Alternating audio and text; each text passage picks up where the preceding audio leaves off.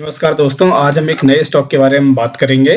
जैसा आपको स्क्रीन पे दिख रहा होगा ब्लू डार्ट कंपनी का नाम है और ये आज हम इसके स्टॉक की एक डिटेल्ड एनालिसिस करेंगे कि ये स्टॉक एक्चुअली कर क्या रहा है और आगे फ्यूचर में करने क्या वाला है। ठीक है? तो मैं पहले क्या एक शॉर्ट इन्फॉर्मेशन दे देता हूँ। ब्लू डार्ट आज के दिन में इंडिया की एक बहुत ही बड़ी कुरियर कंपनी है और सिर्फ़ ये आपका रिटेल कुरियर जो होते हैं हम हमारे आपके जैसे लोग करते हैं उसमें तो डील करती करती है। बड़े लेवल के जो कैरेज वाले होते हैं, बड़े-बड़े कुरियर्स होते हैं, बड़ी-बड़ी कंपनीज़ के जो ऑर्डर्स होते हैं या कॉर्पोरेट ऑर्डर जो होते हैं, कॉर्पोरेट शिफ्टिंग्स जो होती हैं, उन सभी में ये कंपनी बहुत ही तगड़ा मार्केट अपना कवर कर रही है, ठीक है? तो एक बहुत बड़ा प्लेयर है उस सेक्टर का, जो कुरियर सेक्टर है इसको हम बोल सकते हैं, ठीक है? अब हम tickettape.in पे चलते हैं और ये समझने का प्रयास करते हैं कि एक्चुअली ये कंपनी फाइनेंशियली अभी क्या कर रही है, ठीक है? तो ये हम tickettape.in पे आ चुके हैं। ये बहुत ही अच्छी वेबसाइट है, इसको आप लोग भी रेफ़र कर सकते हैं देखने के लिए। मैंने ऑलरेडी ब्लू डार्ट का यहाँ पे लगाया हुआ है, ठीक है? और आज की प्राइस इसका चल रहा है 9369। हम इसके ओवरव्यू पे चलते हैं क्विकली और ये देखते हैं कि एक्चुअली ये स्टॉक अभी कर क्या रहा है, ठीक है? तो अब ये देखिए ये स्टॉक काफ़ी अच्छा ऊपर गया, ठीक है? 15 के आस-पास से ये डाउन ट्रेंड में आ गया है, ठीक है? अब इसका यदि हम पी रेशियो देखें तो 24 के आसपास है, सेक्टर का ही पी लगभग 50 के आसपास है, यानी इसके पास एक रूम जो ग्रोथ का रूम होना चाहिए वो ऑलरेडी अवेलेबल है और एक अच्छा रूम इवन प्राइस 9000 के ऊपर है तब भी इसके पास ग्रोथ का रूम अवेलेबल है। इसका मतलब अभी यहाँ से एक बड़ा पुश आने की गुंजाइश भी है, वो आ भी सकता है। आएगा नहीं आएगा ये हम अभी आगे की एनालिसिस में जान अपने आप समझ जाएँगे। ठीक है, फाइनेंशियल्स पे चलते हैं इसका देखने के लिए। फाइनेंशियल पे भी हम गए तो हमने फाइनेंशियल हम पुराना से पहले चेक करते हैं, 15-14 से देखते हैं। यदि हम 14 के आसपास इसका रेवेन्यू चेक करें तो 1900 यानी एक 1975 सीआर के आसपास रहता है। ग्रो हो रहा है धीरे-धीरे 195 से वो 22 हुआ, फिर 25 यानी एक अच्छी जंप हर बार ले रहा है, तो 250-300 करोड़ की वो जंप ले रहा है। ये देखिए 17 में भी उसने एक जंप लिया, 18 में भी उसने जंप लिया, लेकिन इसके बाद कहानी बदली, ठीक है? और ये कोविड का टाइम था, जब ये कोविड का टाइम आया, आपको पता है ये कोविड का टाइम आया, लेकिन आपने एक चीज़ इस स्टॉक के टोटल रेवेन्यू में नोटिस किया होगा, कितना भी कोविड का टाइम आया, कुछ भी हुआ, इस स्टॉक के रेवेन्यू में कोई फ़र्क नहीं पड़ा है, ठीक है? रुका है, स्टक हुआ है, बट वो डाउन ट्रेंड में नहीं गया है। अब ये देखिए 3193, 3190 और अब 21 में जो उसका था 3308 ग्रोथ भी स्टार्ट कर दी और अब आप देखिए फाइनल फिगर जो 22 का है 4500 करोड़ के आसपास और जो अभी तक के इस ईयर के अभी तक के क्वार्टर का है वो 48 के आसपास है और एंड ऑफ द ईयर में जाते-जाते आई गेस ये 5.5 के आसपास क्लोज करेगा। तो अब जंप देखिए, कोविड में वो रुका, नीचे नहीं गया पहली चीज़। दूसरी चीज़ कि कोविड के बाद एक जंप उसने जो पहले जो उसकी ग्रोथ की स्पीड थी उसको 10 गुना कर दिया है। उसका कारण क्या है?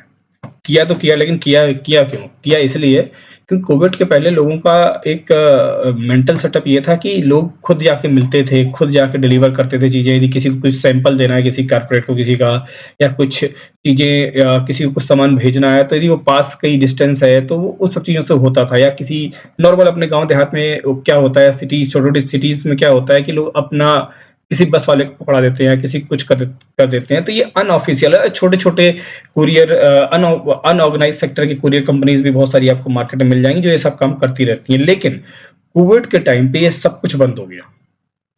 अनऑर्गेनाइज़्ड बसेस, ट्रेन सब बंद थी, ठीक है? तब लोगों को इसकी वैल्यू समझ में आई कि ये कितनी सोफिस्टिकेटेड तरीके से ये काम काम करता है ब्लू डार्ट या इसके जो कंपटीटर है वो भी और कितना सेफ है इनसे भेजना कि रेदर देन खुद जाइए, इतने दूर परेशान होइए, ड्राइव करिए, फिर यहाँ आइए, उससे अच्छा है कि आप ईज़िली उसको कुरियर कर सकते हैं और वो समय पे पहुँच भी जाती है और इसका एक एक्नॉलेजमेंट होता है, आप ट्रैक भी कर सकते हैं। वो सब चीज़ों की वजह से इस मार्केट में लोगों का रुझान बहुत तेज़ी से बढ़ा है। अब लोग बहुत फ्रीक्वेंट यूज़ इसको कर रहे हैं, उसका असर आपको इसके स्टॉक प्राइस पे और इसके रेवेन्यू पे भी दिख रहा है, ठीक है?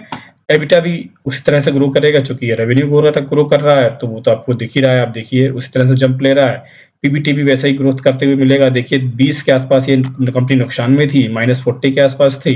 अब देखिए कंपनी कहाँ से 600 करोड़ के फ़ायदे में चली गई है। तो अब इसी से जो कंपनी ₹0 कमा रही थी यानी 40 करोड़ का नुकसान कर रही थी हर साल, वो कंपनी विदिन 2 ईयर या 1 एंड a हाफ ईयर के स्पैन में वो 600 करोड़ के प्रॉफिट पे चली गई है।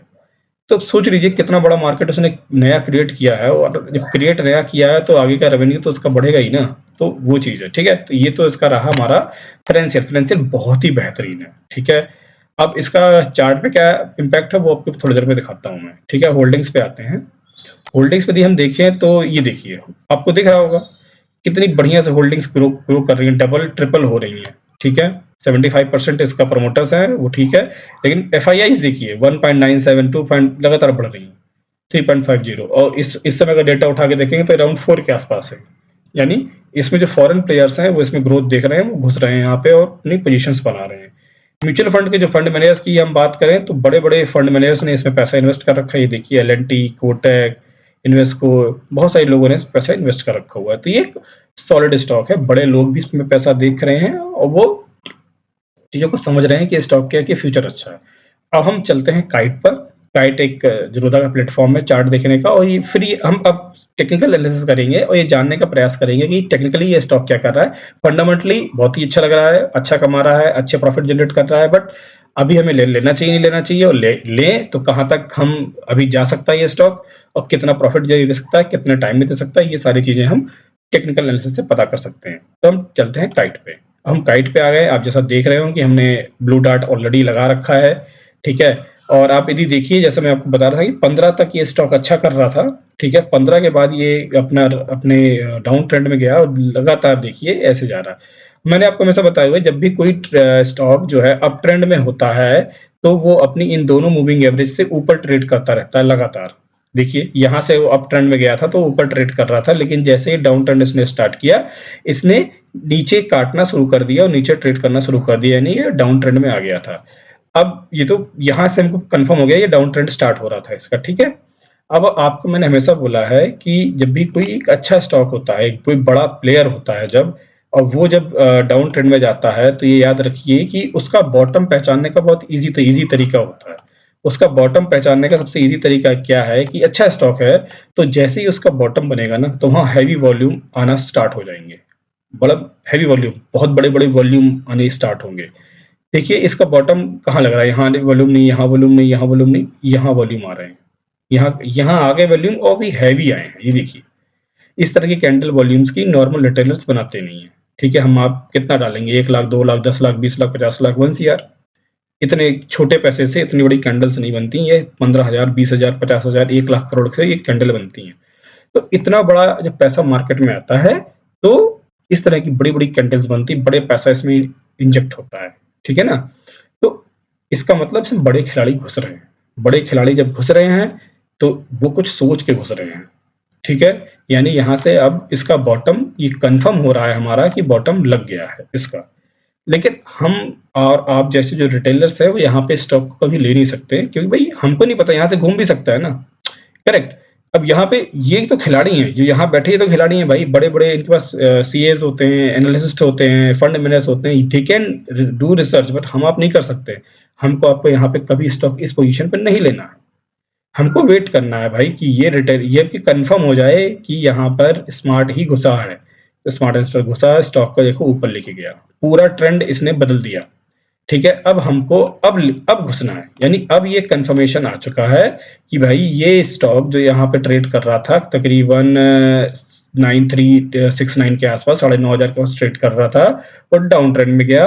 डाउन ट्रेंड में ये 1800 तक का इसने, सोचिए 1900 तक का इसने बॉटम लगाया। ये 1900 का इसने बॉटम लगाया, और 1900 का बॉटम लगाने के बाद इसने अपना ट्रेंड बदल दिया, यहीं यहीं इसके पास वॉल्यूम भी आया था, ठीक है ना।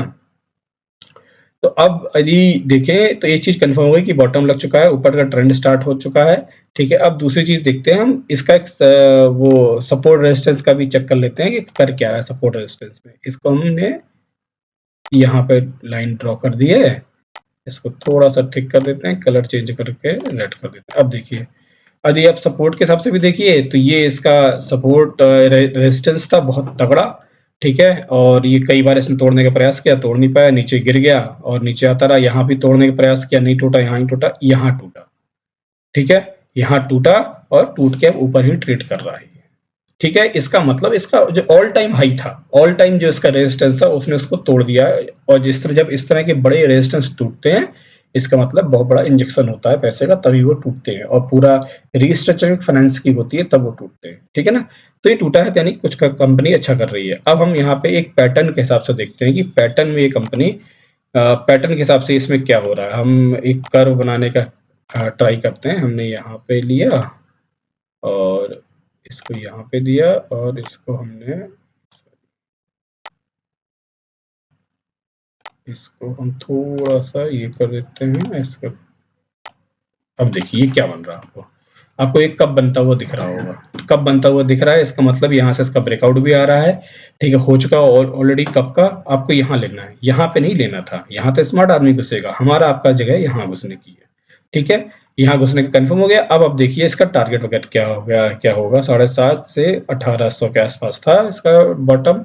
अब मान लीजिए तकरीबन ठीक है, तो यहाँ पे इसने दिया हुआ है 93, ठीक है, 8008, ठीक है। तो आप देख लीजिए पहला जो टारगेट इसका जो दिख रहा है अभी के हिसाब से मुझे दिख रहा है, वो तकरीबन 13,500 से 13.5 से 14 के बीच में दिख रहा है, ठीक है।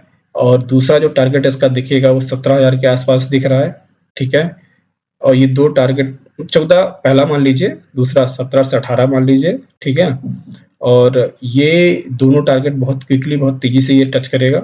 तकरीबन पहला टारगेट मान लीजिए आपको 1 साल से सवा साल के बीच में, और दूसरा टारगेट आप मान लीजिए वो 1.5 साल से 2 साल के बीच में आराम से टच कर जाएगा। यानी पहला 1 year to 1.5 year, second is 1.5 to 2 year, ये दोनों आराम से इजीली टच करेगा। इसका आई डोंट थिंक सो यहाँ पे कोई थोड़ा बहुत प्लस माइनस 5-6 महीने हो सकता है, इससे ज़्यादा नहीं होगा। तो ये मैंने आप लोगों को टारगेट भी बता दिया, ट्रेंड भी बता दिया और एनालिसिस भी बता दी। डिस्क्लेमर आपको दे दूँ, ये पूरी तरह से एजुकेशनल वीडियो है, किसी भी तरह का रिकमेंडेशन नहीं है। मैं सिर्फ अपना एक फ्री टाइम में एक समय निकाल के आप लोगों को सिखाने का प्रयास कर रहा हूँ, ठीक है। जो मैंने पिछले 7-8 सालों में जो गलतियों से सीखा हुआ है और जो एनालिसिस की हुई है, वो आपको पास ऑन कर रहा हूँ। उससे आप सीखिए, अपनी एनालिसिस खुद करिए और उस अपनी जो अपनी जो ज्ञान है उसको बढ़ाइए और उसके हिसाब से अपना जो भी आपको करना है मार्केटिंग वो आप करिए, लेकिन इसको सिर्फ एज एजुकेशनल पर्सपेक्टिव में ही लीजिएगा। धन्यवाद दोस्तों।